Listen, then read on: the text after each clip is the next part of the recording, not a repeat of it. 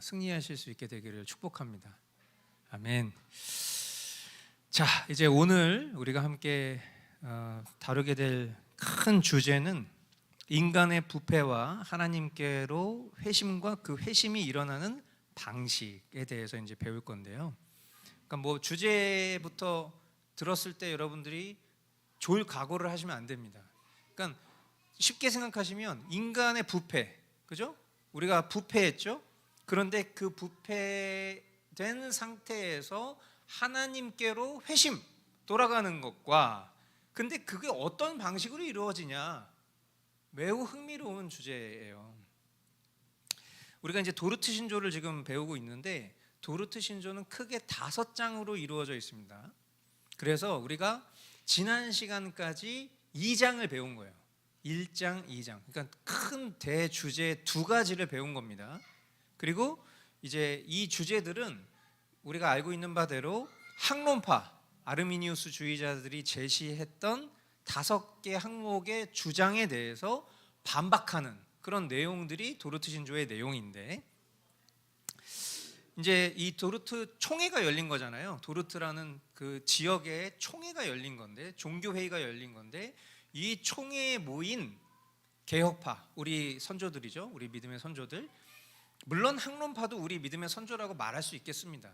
그러나 너무나도 다른 어떤 하나님의 주권과 구원 문제에 있어서 첨예한 대립 지점이 있었기 때문에 우리 믿음의 선조들을 우리가 개혁파라고 부르는 것이고, 그리고 반대된 주장을 가지고 있는 사람들을 학론파, 그리고 그런 사람들을 아르미니우스 주의자들, 이렇게 부르는 것인데, 이제 이 학론파에 오늘 이제 제시할, 오늘부터 우리가 다루게 될 주제에서 제시하고 있는 사망과 사항에 대해서 이거를 함께 묶어서 반박을 해야 되겠다라고 우리 개혁파 선조들이 생각을 한 거예요. 왜냐하면 학론파가 제시한 제3항, 이제 우리가 배울 이 3항은 그 자체로만 보면 성경적으로 틀린 것이 없는 것처럼 보여요.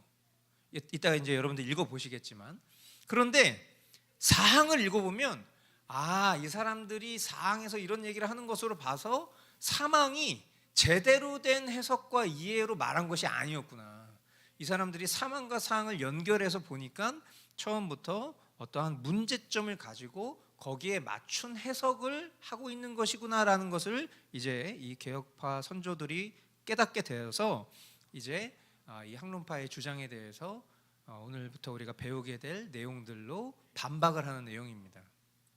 그래서 우리가 처음에 어떤 성도의 그 견인 문제를 이제 다루기 전에 선택과 유기에 대해서 배웠었고, 우리가 이제 지난 시간까지 그 하나님의 어떤 구원의 주권이 누구에게 달려 있는가, 이제 이런 문제였는데, 오늘은 이제 결국 그 구원을 이루기 위해서 인간의 어떤 부패, 그리고 그 부패로부터 하나님께로 회심하는 과정 가운데 어떤 방식으로 이루어지는가, 이제 그 내용을 우리가 본다라는 거 여러분들이 생각하시면서 이제 먼저 학론파의 주장을 보겠습니다. 학론파는 우리 편이 아니에요. 쉽게 얘기하면 학론파는 그들입니다.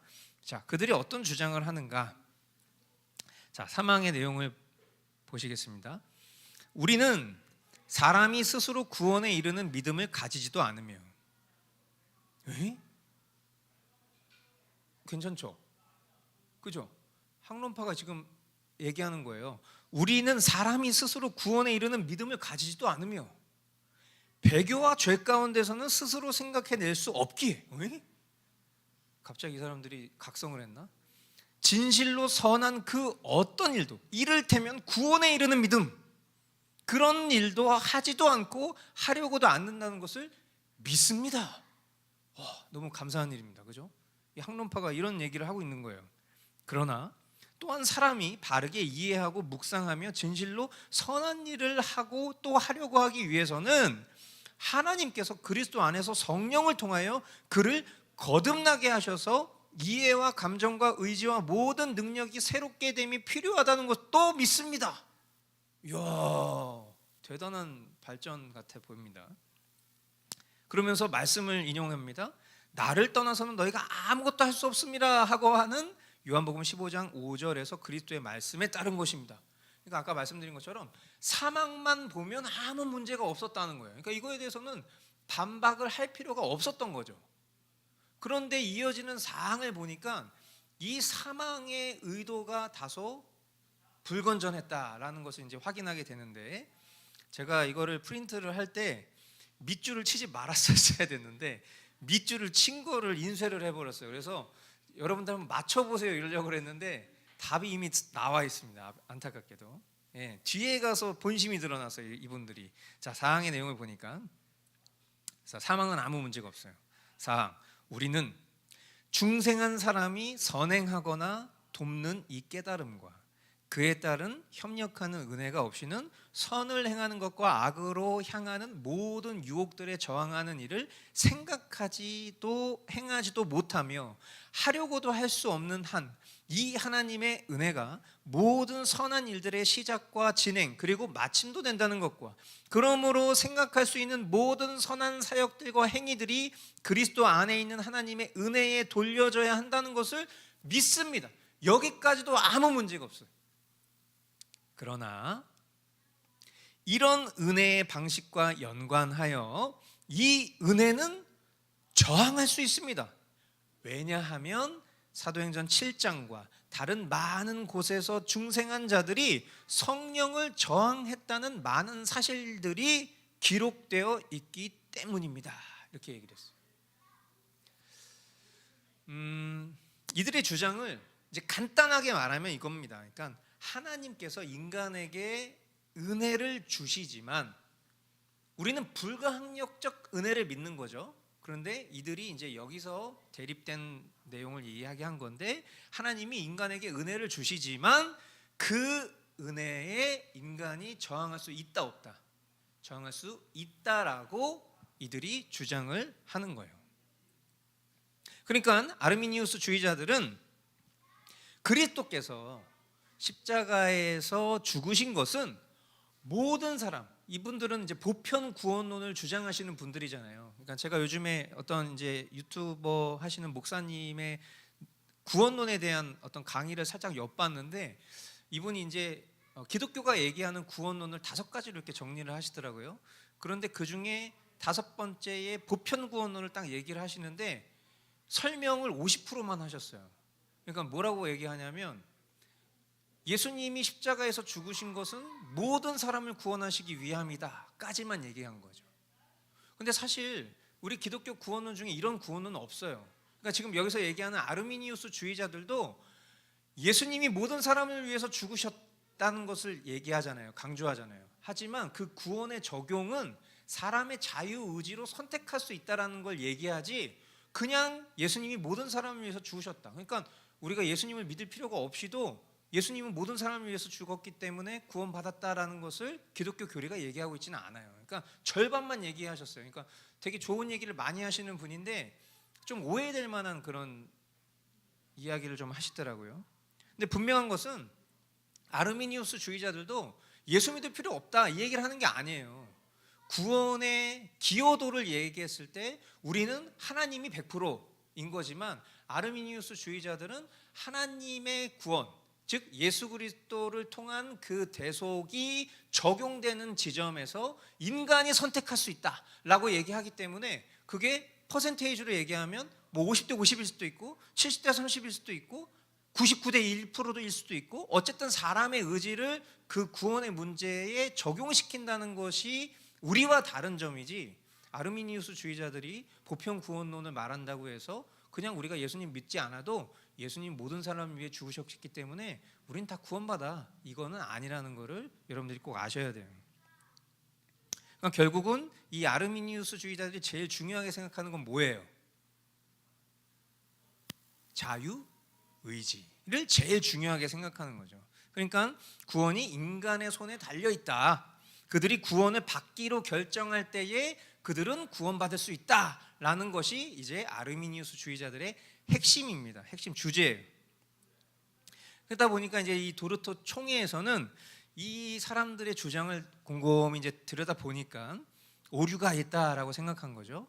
그래서 이 문제를 다룬 것이 우리가 지난 시간까지 배웠던 2장 그리스도의 죽으심과 이를 통한 인간의 구속에 대해서 우리가 지난 시간까지 배운 거고, 이제 오늘부터 보게 될 이 도르트 신조 3장과 4장의 제목이 앞서 우리가 봤던 것처럼 인간의 부패와 하나님께로 회심과 그 회심이 일어나는 방식인데, 여기서는 또 다른 아르미니우스 주의자들의 오류를 다루고 있어요.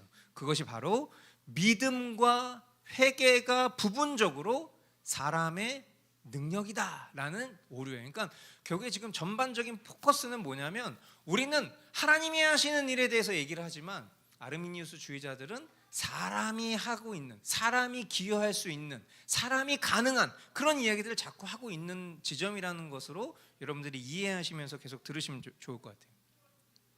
그러니까 이 두 오류 사이의 관계는 명확해요. 만약에 사람이 그리스도를 받아들일지 아니면 거부할지를 결정할 자유의지를 가지고 있다면, 그것은 사람이 죄와 허물 가운데 완전히 죽어있지 않고 완전히 타락해 있지 않다라는 뜻을 얘기하고 있는 거예요. 자, 그렇기 때문에 3장과 4장의 중요한 논점은 이겁니다. 사람은 완전한 타락으로 인해서 전적으로 부패하여 구원에 이를 수도 없고 또 구원을 받으려고도 하지 않는다. 아니면 사람에게는 아직 어느 정도의 가능성이 있고 그들이 자신들의 자유의지를 사용해 갖고 하나님의 은혜를 받을지 거절할지를 결정할 수 있는가? 결국 이 두 가지 명제에 대한 싸움인 거예요. 헷갈리시죠? 더 쉽게 얘기하면 앞에 얘기한 거 다 기억 못 하셔도 돼요. 여기서 얘기하고자 하는 지금 결론, 하나님이 전적으로 필요한가 아니면 하나님의 부분적인 도움이 필요한가, 이 얘기입니다. 하나님이 전적으로 필요한가 아니면 부분적인 도움이 필요한가. 자, 그러면 이제 오늘 1항을 보겠습니다. 1항. 자, 사람은부터 거룩하였다까지 한번 읽어보도록 하겠습니다. 시작.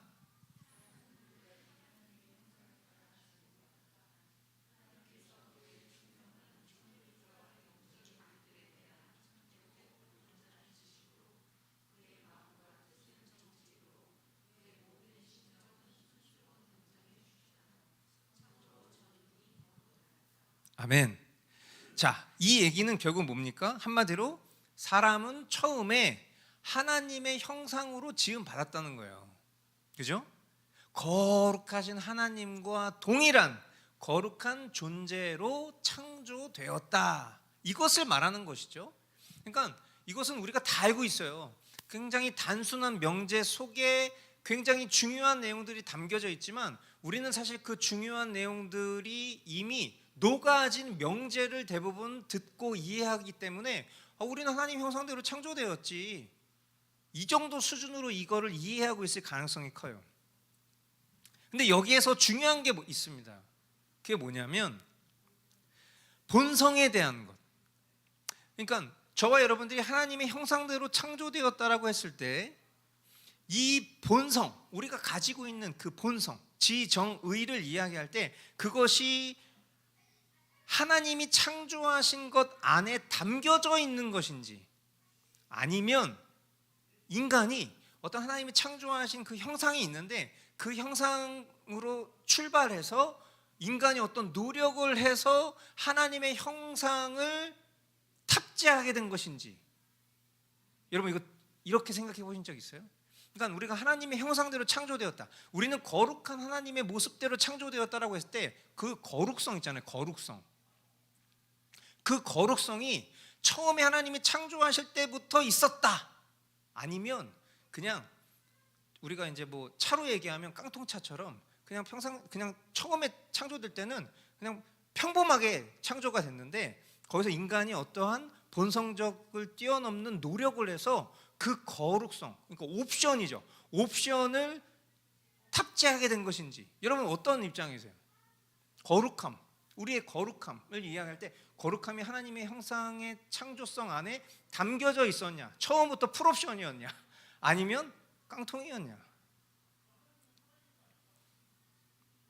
왜 이게 중요하냐면 아르미니우스 주의자들은 거룩함을 인간의 의지에 달려있는 문제로 봤습니다.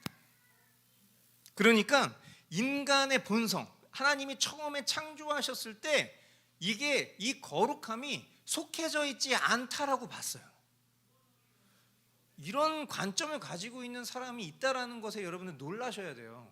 왜냐하면 여러분 중에 혹시 이렇게 생각하신 적이 있었는지 모르겠지만 저는 이 부분을 이렇게 세부적으로 다루지 않아도 그 전부터 그냥 제가 인식하고 있기로는 내 본성, 내가 처음 우리 믿음의 조상이 처음 태어났을 때, 처음 창조되었을 때, 즉 아담을 이야기하자면 아담의 형상은 하나님의 그 지정의를 고스란히 가지고 있었다. 우리가 하나님의 거룩한 분, 구별된 분으로 보듯이 처음에 창조된 인간 역시도 죄가 없었던 거룩한 상태로 태어났었다, 창조되었다라고 저는 그렇게 인식하고 있었거든요. 그런데 동일한 신앙을 하고 있는 진영의 어떤 사람들은 아니야, 그 거룩성은 인간이 그것을 추구하면서 탑재하게 된 성분이지 원래부터 하나님이 그 거룩성을 그 인간의 창조에 담아두신 것은 아니야 라고 생각하고 있는 사람들이 있었다는 거에 저는 굉장히 놀랐어요. 그러니까 이런 얘기는 결국 뭐냐면, 좀 단호하게 얘기하자면 하나님이 불완전하게 창조하셨다라고 생각할 수도 있는 거예요. 그러니까 이제 제가 이 내용을 다루면서 자꾸만 이제 좀 저급한 예지만 어떤 예가 자꾸 떠올랐냐면, 우리나라의 어떤 기업에서 생산되는 차량이 있는데 우리나라에서 그 차를 구입하면, 예를 들어서 그 차가 5천만 원이면 어느 정도 편의시설을 다 옵션으로 다 갖추면 차가 8천만 원이 되는 차가 있어요. 근데 이 차가 미국에서 판매될 때는 6천만 원에 판매되는데 그 모든 옵션이 다 담겨진 채로 출시가 돼요. 그러니까 우리나라 사람들이 어떤 생각을 하냐면, 이거 너무 불합리한 거 아니야? 어떻게 자국민한테는 오히려 옵션 장사를 하고 해외 고객들한테는 그 옵션이 다 담겨져 있는데 그렇게 싸게 팔 수가 있지? 이런 생각을 한다는 거예요. 그럼 우리는 당연히 그 회사에 대해서 너무하는데? 이런 생각을 갖는 거죠. 근데 만약에 하나님의 창조에 대해서, 인간을 창조하신 창조성에 대해서 하나님을 우리가 이야기할 때 하나님이 우리를 깡통차처럼 출시하신 거예요. 그리고 거룩성 이런 것들은 그 자유의지라는 것을 발휘해서 탑재할 수 있는 것으로 생각한다는 거예요. 처음부터 완전하신 하나님의 성분이 우리에게 없었다라고 주장을 한다는 거죠. 그러니까 어디까지나 이것은 인간의 주장일 뿐인데, 이 주장은 결국 단순히 인간의 주장으로 그치는 것이 아니라 어떤 문제를 가져오냐면, 하나님이 처음에 창조하셨던 그 창조된 인간이 불완전하다는 걸 얘기하는 것이고, 하나님의 창조성에 흠이 있다는 것을 얘기하는 거예요. 그래서 이 내용을 이제 3장과 4장에 오류놓은 바 두 번째에 보면은 아르미니우스 주의자들이 이렇게 얘기합니다. 다음 페이지에 보시면, 자 보세요. 선함, 거룩함, 의로움과 같은 영적 은사들과 선한 자질들과 덕성들은 사람이 처음 지음 받았을 때 사람의 의지에 속했던 것일 수 없다. 따라서 이러한 것들이 타락으로 사람에게서 분리되었을 수 없다라고 학론파가 얘기를 하고 있는 거예요. 아르미니우스 주의자들이. 그러니까 지금 이게 무슨 말이냐? 선함, 거룩함, 의로움과 같은 영적 은사들과 선한 자질들과 덕성들은 사람들이 처음 지음을 받았을 때에 하나님께로부터 부여받은 것이 아니기 때문에 타락으로 그것이 인간에게서 분리된 것이 아니라고 얘기를 하고 있는 거예요. 즉 인간에게 죄가 들어왔을 때 그것을 잃어버린 것이 아니다. 그래서 자유의지가 오염되거나 상실된 것이 아니다라는 것이에요. 그래서 첫사람의 의지가 중립적이었다. 중립적. 그러니까 처음 그냥 깡통차 같은 상태였다는 거예요. 그래서 거기서 쉽게 죄로 넘어갈 수도 있고, 아니야, 하나님을 선택할 수도 있어 라는 그런 단계로 처음에 창조되었다라고 얘기를 하고 있다는 거예요. 그런데 우리 믿음의 선진들, 개혁파들은 이 주장이 오류가 있다라고 보는 거죠. 그래서 사람은 참으로 전인이 거룩하였다라고 말해요. 그러니까 우리 믿음의 선진들은 아니야, 처음부터 풀옵션이었어 라고 얘기를 하고 있다는 거라고요. 이게 매우 중요한 문제입니다. 왜 그러냐? 자, 사람이 하나님께로부터 지음을 받았을 때 그들이 하나님의 형상으로 지으심을 받았다는 것은 무슨 의미냐 하는 문제와 연결되어 있기 때문이에요. 무슨 의미를 가지고 있습니까, 이게? 말씀드린 것처럼 인간이 타락하기 전에 하나님께로부터 부여받은 그 하나님의 형상을, 이 거룩함을 매우 고귀한 것으로 이해하면 이해할수록 타락한 인간이 그 하나님의 형상을 잃어버렸다는 것은 더욱더 비참한 일이 되는 거예요. 처음에 너무 좋았는데 그것이 상실되었어. 비참한 거죠. 개혁파의 주장, 우리 선조들의 주장은 인간이 매우 고귀한 존재로, 거룩한 존재로 지으심을 받았지만 그들은 타락으로 인해서 말로 다 할 수 없는 비참한 존재가 되었다라는 것을 부각시키고 있는 거예요. 근데 이게 이제 오해하지 말으셔야 되는 게 뭐냐면, 그렇게 느끼고 그렇게 부각시키는 게 거짓과 허위로 부각시키는 게 아니라 그게 진심이기 때문에요. 진실이기 때문에 그래요. 그러니까 처음부터 인간이 타락할지 말지, 하나님의 거룩성이 담겨져 있을지 아니면 노력으로 쟁취할지 이런 게 아니라 원래 완벽한 상태로 하나님의 형상대로 지음을 받았는데 타락을 통해서 그 형상이 어그러졌다, 결국 비참한 존재가 되었다 라는 것을 강조한다는 것은 없는 얘기를 하는 것이 아니라 그게 지금 인간의 상태임을 성경이 정확하게 이야기하고 있다는 것을 우리 믿음의 선진들은 말씀으로 주장을 하고 있는 거죠. 그래서 이 타락의 결과 때문에 하나님께서 그들에게 처음 창조하실 때 주셨던 거룩함과는 정반대의 사람들이 되어버렸다. 그들의 성품은 완전히 부패되었고 하나님을 아는 지식도 상실해버렸다. 영적인 통찰력도 선을 행하고자 하는 의지도 다 사라져버리고 결국에 악을 사랑하고 어둠을 추구하는 끔찍한 존재가 되어버렸다라고 주장을 하고 있다는 거예요. 그리고 이런 상태에 놓여진, 이것을 죄에 빠진 사람들이라고 만약에 설명을 했을 때 죄에 빠진 사람들의 가장 큰 특징이 뭐냐면 그들이 더 이상 하나님을 추구하지 않는다라는 거예요. 하나님 중심으로 살려고 하지 않는다는 거예요. 하나님하고 조화를 이루거나 또 하나님과 교제하고 싶어하는 마음이 그들에게 없다는 거예요. 하나님의 형상을 내 삶을 통해서 막 드러내려고 하지도 않고요, 그 하나님의 영광을 반영한다기보다는 오히려 하나님의 영광을 나의 영광으로 취하려고 하는 존재로 바뀌었다. 왜냐? 그렇게 행할 능력도 의지도 상실했기 때문에. 그러니까 완전히 다른 얘기를 하고 있는 거예요, 지금. 완전히 다른 얘기를. 우리는 이렇게 믿고 있는 거고 학론파는 그럴 가능성도 있고 그렇지 않을 가능성도 있다.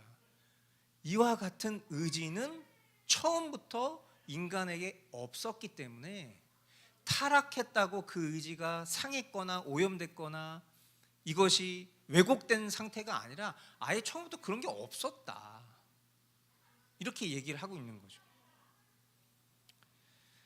자, 하이데베르크 유리문답 제4주일 9문답은 이렇게 가르치고 있습니다. 문답을 한번 해보겠습니다. 제가 문항을 읽겠습니다. 하나님께서 사람이 행할 수 없는 것을 그의 율법에서 요구하신다면 이것은 부당한 일이 아닙니까?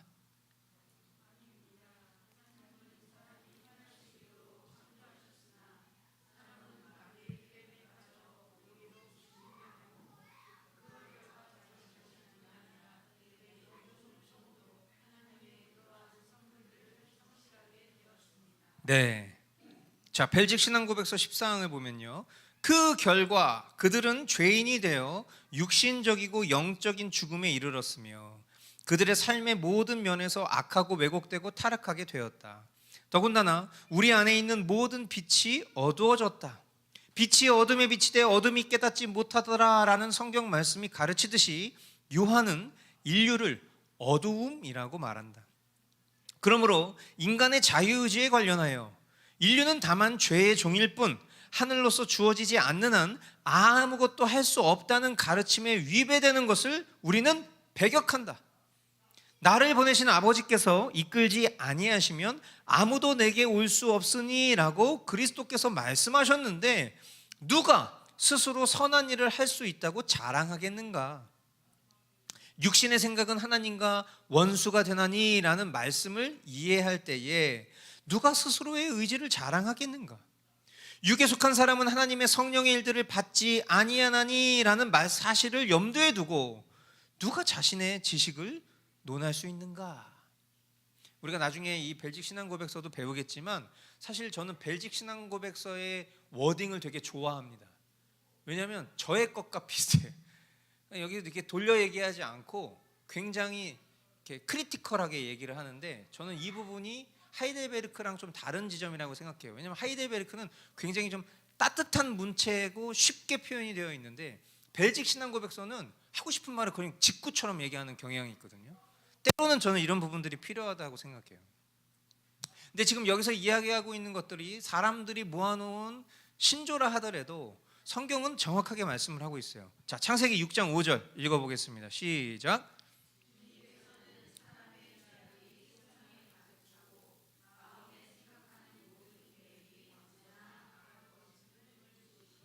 보시고서, 그죠? 하나님이 사람의 죄악이 세상에 관영하고 마음에 생각하는 것을 보니까 이 인간들이 다 악한 생각만 가지고 있다는 것을 보셨다는 거예요. 그러니까 중립적이라고 만약에 주장을 하려면 덜어는 악한 생각을 하는 녀석들도 있구나.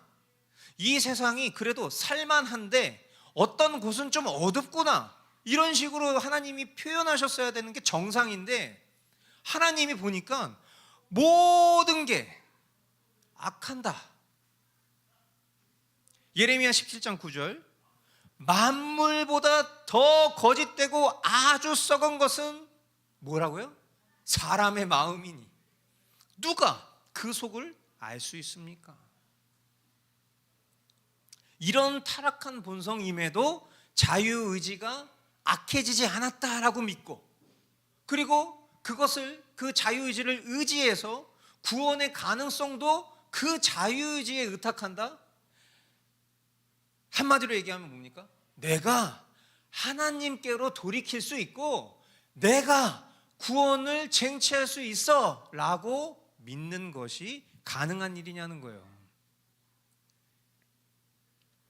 자, 이들의 주장, 지금 방금 전에 제가 여러분에게 설명한 것을 이들의 주장으로 한번 확인해 보시죠. 자, 이들이 이렇게 얘기한 겁니다. 3장과 4장의 오류 논박 세 번째, 영적으로 시작.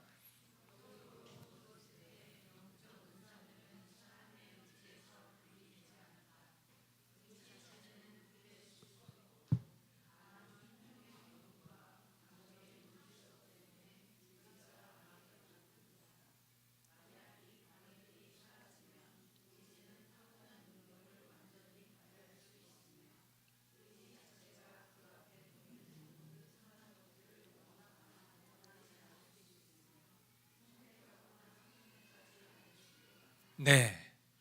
자, 이 사람들이 이 거룩성의 어떤 본성에 대해서 중립적인 태도를 가지고 있는 이 자유의지의 문제에 있어서 굉장히 신뢰하는 그 표현을 딱 담고 있는 게 있어요. 뭘까요? 만약에 밑줄을 치신다면 방금 전에 읽으신 이 논박에서 딱 한 군데만 밑줄을 치신다면 어디에 밑줄을 치는 게 포인트일까요?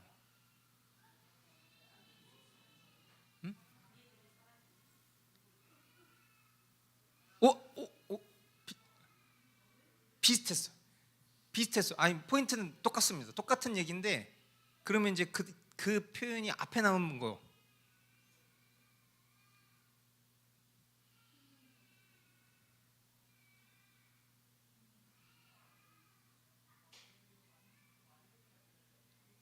그렇지. 박수 한번 하시죠. 예. 아, 우리 정임 성도님. 예. 자, 여기서 지금 굉장히 중요한 포인트가 이겁니다. 의지가 부패된 게 아니에요. 의지가 방해받을 뿐.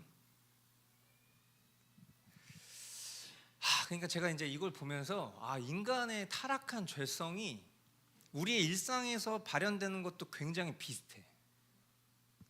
그러니까 우리가 예를 들어서 어떤 이제 나의 잘못을 만약에 얘기를 할 때 우리는 나의 죄성을 이야기할 때 어떤 식으로 얘기하냐면요. 원래는 내가 그러지 않았는데 내가 살아오는 어떤 지점에서 어떤 일이 있어가지고 내가 그런 것 때문에 지금 내가 이렇게 됐지만 내가 죄인이라는 것을 부정하는 것은 아닌데 원래는 그렇지 않았는데 내가 이렇게 돼가지고 항상 우리 이런 식이에요. 그래서 어떤 우리 자녀가 잘못했어. 그럼 자녀가 잘못한 것에 대해서 인정하고 앞으로 교정하려고 노력하면 되는 건데 제가요 원래는 저런 애가 아닌데 우리 애가 원래는 그런 애가 아닌데요 어떤 이런 일들이 있어가지고요 애가 막 너무 불쌍해가지고요 애가 지금 이렇게 된 거예요. 지금 딱 그 얘기. 의지 자체는 부패했을 수 없다.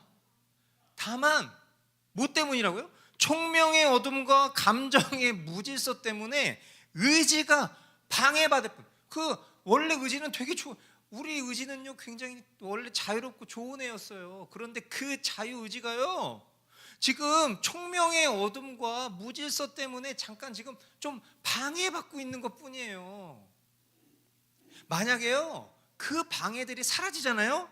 그러면 우리 의지는요 타고난 능력을 완전히 발휘할 수 있어요. 의지 자체가 그 앞에 보이는 모든 선한 것들을 원하거나 원하지 않을 수도 있고요. 뭐 똑똑하다는 거예요 지금 의지가.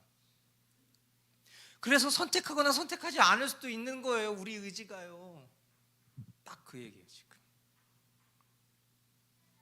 여러분 이 주장에 동의가 되십니까? 그러니까 이제 제가 기독교 변증에 관심이 많다 보니까 불신자들이나 아니면 무신론자들을 상대로 또는 그런 위치에 놓여져 있는 성도들을 교육하기 위한 또는 지체들을 함양하기 위한 어떤 그런 부분에 대한 이야기를 할 때에 항상 저는 다른 사람이 가진 구원론의 문제라든지 다른 사람의 신앙 스타일을 함부로 판단하거나 정죄하지 말라는 첨언을 꼭 합니다. 그런데 제가 강단에서는 조금 단호하게 얘기하는 이유가 있어요. 왜냐하면 우리가 그냥 일상적인 사람과의 관계에서는 사랑의 법칙을 배제하고 얘기하는 지식은 허망할 뿐이죠. 그러니까 다른 구원론을 가진 기독교인을 당신 구원론은 틀렸습니다. 그러니까 당신하고는 교제하지 않겠습니다. 당신은 거의 이단 수준입니다. 이렇게 말을 할 수는 없다는 거예요. 하지만 강단에서 그렇게 얘기할 수는 없어요. 왜? 우리가 분별할 수 있는 기준이 명확하지 않으면 우리 또한 흔들릴 수밖에 없거든. 그러니까 선포되어지는 말씀은 정확하고 명확해야 돼요. 하지만 그것을 우리의 일상에서 표현하고 발현할 때는 지혜가 필요한 거죠. 사랑의 법칙으로 말이에요. 그랬을 때 이 주장에 동의가 되냐? 엄밀히 말해야 돼요. 동의가 될 수가 없습니다. 우리 삶에서 발휘되는 의지가 이 정도의 선한 작동을 하고 있는지 저는 잘 모르겠어요. 여러분은 어떻게 생각하세요? 저는 제가 구원받지 못할 수도 있다는 생각을 합니다. 내가 저주받은 존재여서 지금 이런 내용들이 전혀 받아들여지지 않는 건가? 라는 그런 생각을 할 때도 있어요.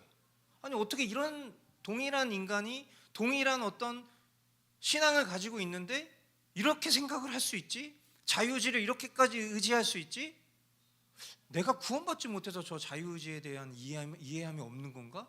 이런 착각이 들 만큼 굉장히 동의가 안 돼요. 이 내용들이.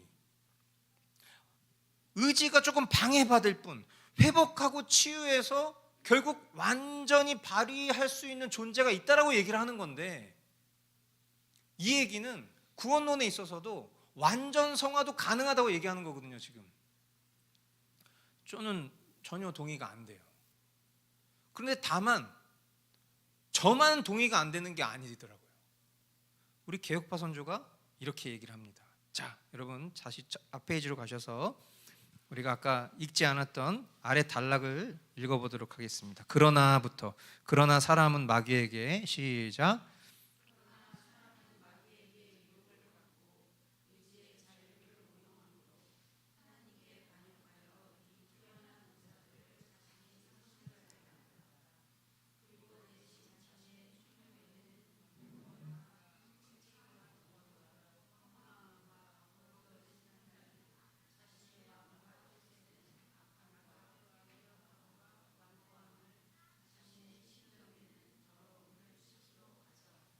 예, 저는 여기에 동의합니다.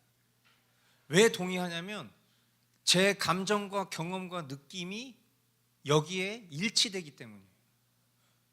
저는 신자라면 이런 생각을 할 수밖에 없다라고 생각을 합니다. 그러니까 제가 감리교도들과 같은 이 아르미니우스 주의자들과 같은 그런 생각을 한 번도 해본 적이 없어요. 제가 신앙하면서 여지까지. 누군가는 이렇게 생각하실 수도 있을 것 같아요. 아니, 그것은 어떤 신학이나 교육에 의한 것 때문에 그런 생각을 하게 된 것 아닐까요? 이렇게 말씀하실 수도 있는데, 저는 그렇게 제가 신학을 배우기 전에도 저는 이렇게 생각해 본 적이 없어요. 제 자신을 굉장히 소망 있는 존재로, 능력 있는 존재로, 가능성 있는 존재로 생각해 본 적이 없어요. 그것이 제가 예수 그리스도를 영접하기 전에 저의 상태가 되게 초라하고 별 볼 없는 상태였었기 때문이라고 생각도 해본 적도 있어요. 근데 그렇지가 않더라고요. 여지껏 신앙하면서 남들의 눈에는 제 신앙이 성숙하고 사회적인 지위가, 종교적인 역할이 목사로까지 왔음에도 불구하고 여전히 저는 이전부터 지금까지 한 번도 제 자신에 대한 가능성을 높게 평가해 본 적이 없어요. 내가 하고 있는 의지적인 선택이 하나님을 기뻐하실 만한 것들을 선택하려 하기보다는 오히려 죄악된 것을 더 쉽고 즐겁게 선택하는 존재라는 것을 더 확인했을 뿐이에요. 내가 뭔가 하나님 기뻐하실 만한 일을 선택하려면 결단이 필요해요. 결단. 우리가 어떤 일을 의지적으로 할 때 결단, 이건 굉장히 큰 결심이잖아요. 우리가 만약에 대부분 선한 것을 할 수 있어. 내가 내 주변에 있는 어떤 내 의지를 방해하는 것들을 좀 제거하면 원래 우리 의지는 되게 착한 애니까 그 의지를 결단할 필요가 없는 거죠. 그냥 쉽게 선택하면 되니까. 근데 우리는 하나님 기뻐하시는 것을 결단해야 할 수 있어요. 하나님이 기뻐하시지 않는 것은 되게 쉽게 할 수 있어요. 저만 그렇습니까? 어떤 분들은 또 이렇게 얘기합니다. 자기 부인, 자신을 그렇게 무가치하고 소망 없는 존재로 세뇌하듯 가스라이팅해서 결국 어떤 신적인 존재에게 우리 존재를 의탁하게 하는 그 종교 장사에 넘어갔구만. 대표적으로 무신론자들이 그런 얘기를 많이 하는 거예요. 우리 기독교인들 대상으로. 아니, 당신 그렇게 무가치한 사람 아닌데 왜 이렇게 자기 자신을 스스로 형편없는 존재로 만든 다음에 그 존재는 신적인 존재에게 의탁해야지만 마치 그 가치를 인정받을 수 있을 것처럼 하는, 그 결국 종교 사기꾼들의 그 노름에 당신 넘어간 거예요. 인간은 인간 자체로도 충분하다고 왜 신에 기대려고 그래? 미련하게. 이렇게 얘기해요, 사람들. 근데 지금 우리가 보고 있는 내용은요, 아이러니하게도 무신론자들에 대한 우리의 항변이 아니라 같은 기독교 신앙 안에서 제시받고 있는 역사적인 주장입니다. 그러니까 저는 굉장히 이게 놀라운 것 같아요. 그러다 보니까 지금 이 학론파들 같은, 이 아르미니우스 주의자들 같은 사람들이 저는 지금 현재의 기독교계에 전 세계적으로 굉장히 이 기독교 인구 안에 상당히 많은 포지션, 굉장히 큰 포지션, 개혁파보다 훨씬 더 큰 포지션을 차지하고 있다고 생각합니다. 그러다 보니까 이 사람들이 하는 메시지가 우리를 향해 있을 때 어떤 이야기를 하냐면, 굉장히 억눌려 있고 우울한 신앙생활을 하는 사람들처럼 표현할 때가 있어요. 그러면서 아니 당신처럼 신앙생활하면 기독교가 다른 이들에게 진정 소망의 종교가 될 수 있겠어요? 당신처럼 그렇게 신앙생활하면 누가 당신을 보고 예수님을 믿고 싶겠어요? 이렇게 얘기해요. 그런데 우리는 분명하게 말할 수 있어야 돼요. 자, 되게 중요한 겁니다. 그렇기 때문에 우리에게 소망이 있다라고 얘기해야 돼요. 이게 무슨 말입니까? 지난주 설교의 제목이 뭐예요? 나는 누구를 부르러 온 것이 아니라, 의인을 부르러 온 것이 아니라 누구를 부르러 왔다? 죄인을 부르러 왔다. 만약 우리에게 어떤 선한 것이 있거나 의로운 것이 있다면, 자신에게 어떤 가능성이 있고 선한 것이 남아있고 거룩함이 존재한다라고 믿는다면 예수님은 우리랑 상관없습니다. 여러분, 예수님 우리랑 상관없어요.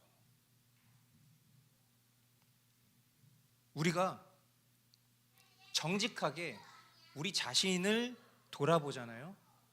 깨닫습니다. 저는 우리 자신에게 솔직하면 모두가 똑같은 결론을 내릴 수 있을 거라고 생각해요. 우리에게 선한 것이 아무것도 없다. 하나님이 우리를 거룩하게 창조하셨지만 죄의 타락으로 인해서 그 거룩함이 우리에게 남아있지 않다. 주중에 또 어떤 분이 교회를 방문하셨습니다. 근데 그분이 저에게 이런 질문을 하셨어요. 목사님이 평상시에 강의하시는 거 제가 즐겨 보고 있는데, 목사님이 말씀하시는 것대로라면 그 아르미니우스 주의자들은 거의 다른 종교라고 말해도 되지 않나요? 이렇게 얘기를 하시더라고요. 지금도 보고 계시겠죠? 이걸 라이브로 보시던 아니면 녹화된 걸 보시던. 보통 이 2부 교리 교육은 일주일에 평균 시청자 수가 16명입니다. 16명 중에 한 분이 오신 거예요, 여기를. 그래서 저에게 이런저런 궁금증을 막 얘기하시다가, 그러면 목사님 그 도르트 신조 지금 요즘에 가르치시는 거에서 그 아르미니우스 주의자들이 제가 이해하고 있기로는 그 감리교 그쪽 맞는 거죠? 예, 맞습니다. 근데 감리교도라고 해서 다 그렇게 생각하는 것도 아니고요, 장로교라고 해서 다 우리처럼 생각하는 건 아닌데 역사적인 신학적인 사조로는 그렇습니다. 그러면 목사님 말씀하신 대로라면 그 사람들은 거의 다른 종교 아닙니까? 구원론이 다른데요? 제가 뭐라고 대답했을까요?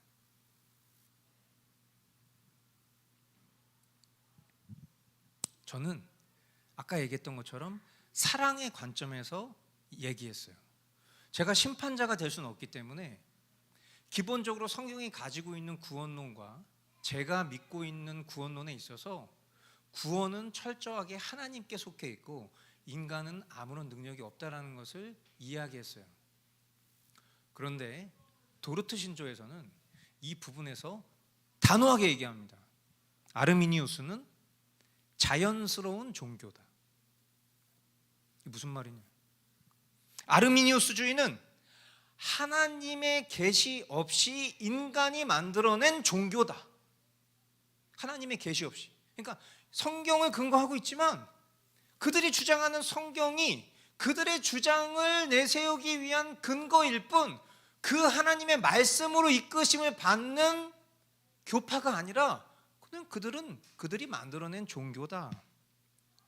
아르미니우스주의는 사람을 자신의 자유의지를 숭배하게 내버려 놓는 종교다.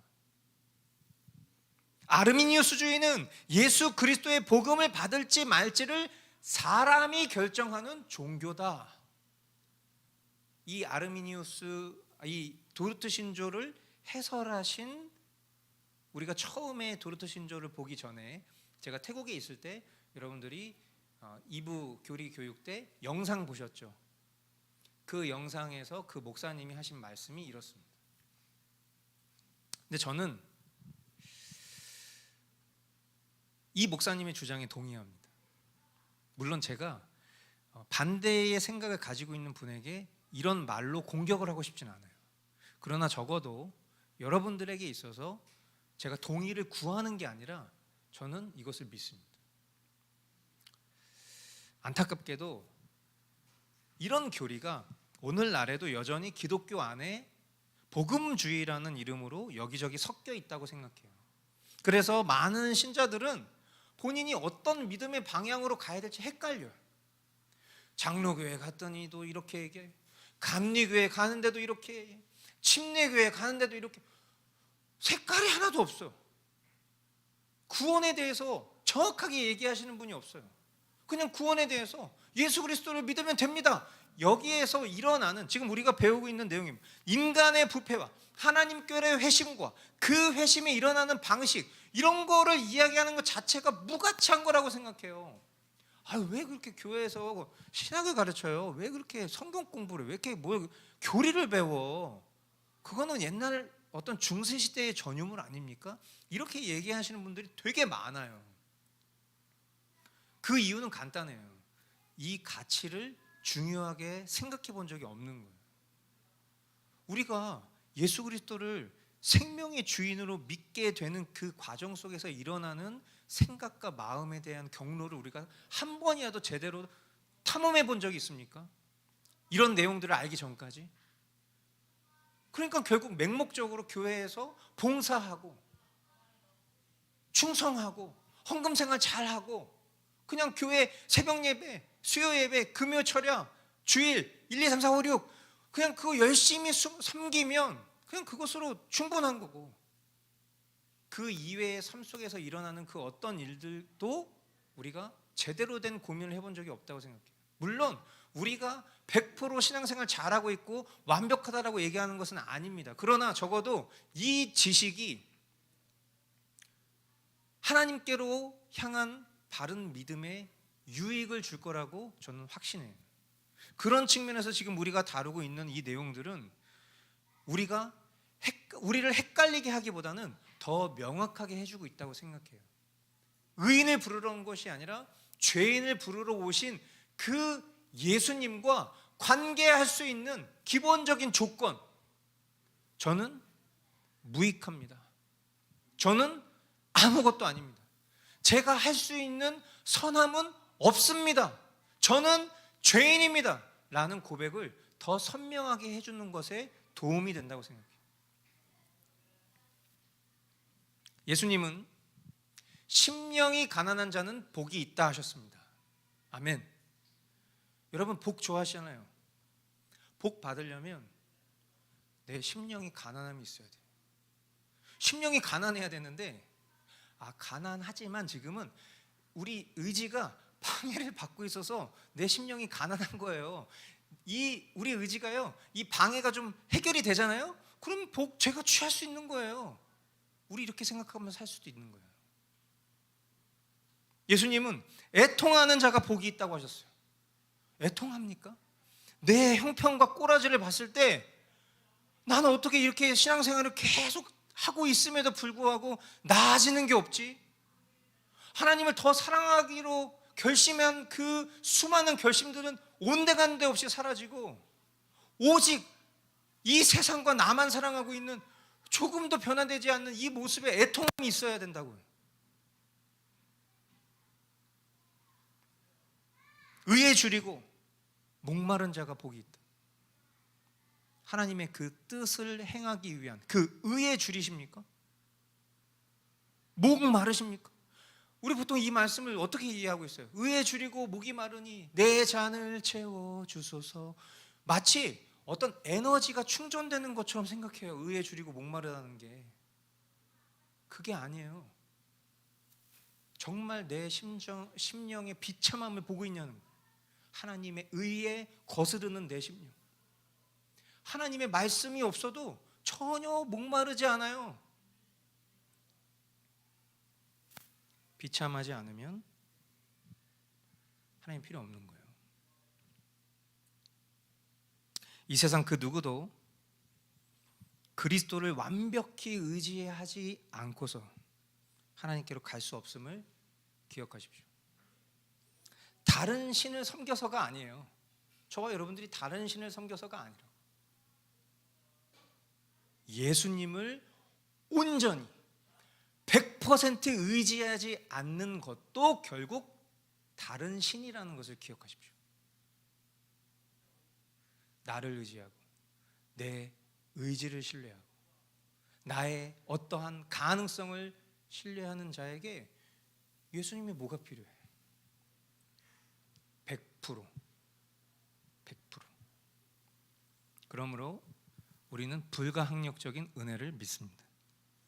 오직 구원은 하나님께만 있습니다. 아멘. 네, 이 내용들을 여러분들이 여러분들의 신앙과 믿음으로 잘 취하실 수 있게 되기를 바라고, 만일 여러분들이 이 내용을 참고하실 수도 있습니다. 머스트 교회에서 신앙생활을 하지만 나는 개혁주의 신학을 100% 동의하지는 않습니다 라는 소견을 가지실 수도 있습니다. 그것을 뭐라고 하거나 그것을 비난하지 않습니다. 다만 가장 성경적인 가르침이 이것이라고 믿는 우리 교회의 내용들을 여러분들과 나누는 것이고, 그것이 여러분들에게 건강한 유익이 되기를 바라요. 그래서 우리가 계속해서 이 교리를 배우는 이 시간들을 통해서 우리의 지식이 전무하고 우리의 지식이 부족해서가 아니라 우리가 정말 그 애통한 심령이 우리 가운데 있는지를 우리가 늘 돌아보기 위함이라는 것을 기억하시고, 정말 내 영적인 지위와 처지가 소망이 없다라고 동의하시고 믿으신다면 주님 앞으로 나아오시기 바랍니다. 저는 이 말만 하고 마치겠습니다. 오늘 아침에 이런 기도를 했어요. 주님, 제가 만일 오늘까지 구원 못 받은 사람이었다면 오늘 제가 목사 노릇하는 게 아니라 제가 강단에서 말씀을 선포할 때에 그 말씀을 제가 가장 먼저 듣고 돌이키는 자가 되게 해주십시오. 그렇게 기도했어요. 날마다 구원에 대한 확신은 나에게로부터 오는 것이 아니라 하나님께로부터 옵니다. 저와 여러분들이 그렇게